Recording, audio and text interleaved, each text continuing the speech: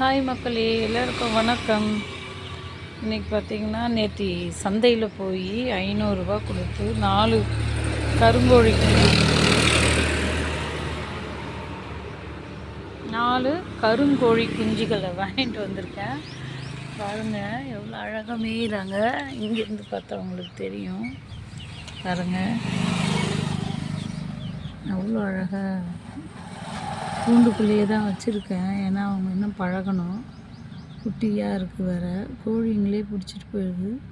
அதனால் இவங்கள கூண்டுக்குள்ளே வச்சுருக்கேன். இந்த கூண்டுக்குள்ளே தான் வச்சுருக்கேன். இதுலேயே தண்ணி வச்சு இதுலேயே தீனி வச்சேன். அப்படியே சாப்பிட்றாங்க. வாசல் முன்னாடி வச்சுருக்கேன். வேறு கொஞ்சம் நாளாக ஃப்ரீயாக ரெடி பண்ணணும். கொஞ்சம் டைம் இல்லை, ஆனாலும் ரெடி பண்ணிவிடுவேன். ரெடி பண்ணிவிட்டு உங்களுக்கு நான் காட்டுறேங்க. பாருங்கள்,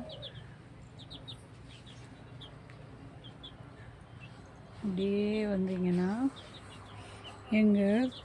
இவங்க கூட தான் நான் அந்த சின்ன கோழி குஞ்சியும் வச்சுருந்தேன். ஆனால் அவங்கக்கிட்டேருந்து இவ தப்பிச்சு வந்துட்டா. எங்கே இருக்காது ஒரு பாருங்க. நான் அவங்க கூட இருக்க மாட்டேன், நான் தனியாக தான் விளாடுவேன் அப்படின்னு சொல்லிட்டு மண்ணை நோண்டி மண் குளியல் போட்டுட்ருக்கான். சரின்னு நானும் விட்டுட்டேன். இங்கேயே மேய்ஞ்சிட்டு இருந்தால்னா ஆபத்தில், கொஞ்சம் தள்ளி போனால்னா தான் நாய்ங்க பிடிச்சிடும். பார்க்கலாம் எப்படி இருக்குன்னு. இங்கே சேவல் கொஞ்சம் நேரம் இங்கே தான் இருந்தான், அப்புறமா இப்போ எட்ட போயிட்டான். பதிவு பிடிச்சிருந்தால் லைக் பண்ணுங்கள் மக்களே. எங்கள் செடிங்கள்லாம் கொஞ்சம் க்ரோத் ஆகிட்டு வராங்க. எங்கள் வாழை மரம் பாருங்கள், க்ரோத் ஆகிட்டு வராங்க. தக்காளி கன்று நிறைய முளைஞ்சிருக்குது.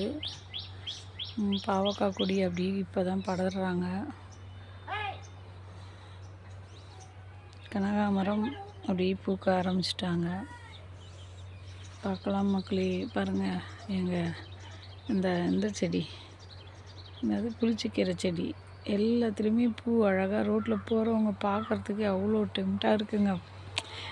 இது என்ன இது செடி, பூச்செடியா இல்லை என்னன்னு கேட்குறாங்க. அந்தளவுக்கு நல்லா அப்படி கலர்ஃபுல்லாக இருக்குங்க. காலையில் எல்லோரும் போகும்போது பார்த்துக்கிட்டே போவாங்க. பிடிச்சிருந்தால் லைக் பண்ணுங்கள் மக்களே.